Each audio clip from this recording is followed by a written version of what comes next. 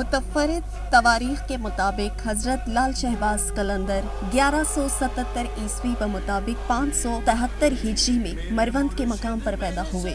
मौरखीन के मुताबिक ये अफगानिस्तान का इलाका है, ताहम कुछ मौरखीन इसे आज़रबाईजान का इलाका मेवंद भी तस्वुर करते हैं। खानदानी मरातब की बात की जाए तो आपका सिलसिला नसब 13 निस्बतों से होकर हजरत इमाम जाफर सादिक अलैहिस्सलाम तक जा पहुँचता है, जो कि आले रसूल है और अस खुद फकी और इमाम भी हैं।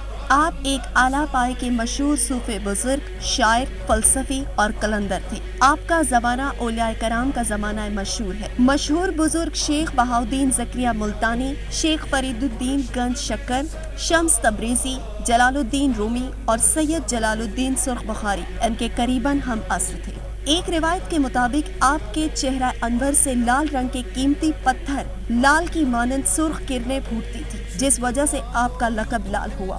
शहबाज का लकब इमाम हसन ने आलम रोया में इनके वालिद को पैदाइश से पहले बतौर खुशखबरी के अता किया।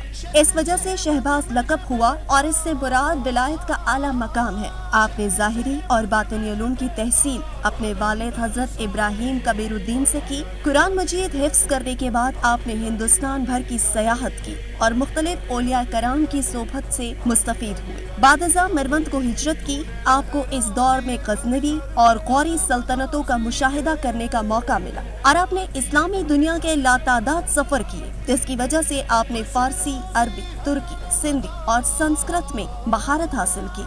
लाल शहबाज कलंदर ने सिविस्तान में रहकर बिगड़े हुए लोगों को सीधे रास्ते पर लगाया, इनके अखलाक को संवारा, इंसानों के दिलों में नेकी और सच्चाई की लगन पैदा की और एक दूसरे के साथ मोहब्बत और प्यार से रहना सिखाया। आप तकरीबन 6 साल तक सिविस्तान में रहकर इस्लाम का नूर सिंध में फैलाते रहे। हजारों लोगों ने आपके हाथ से हिदायत पाई और बहुत से भटके हुए लोगों का रिश्ता अल्लाह से जुड़ा। लाल कलंदर का मजार सिंध के शहर सेवन शरीफ में है।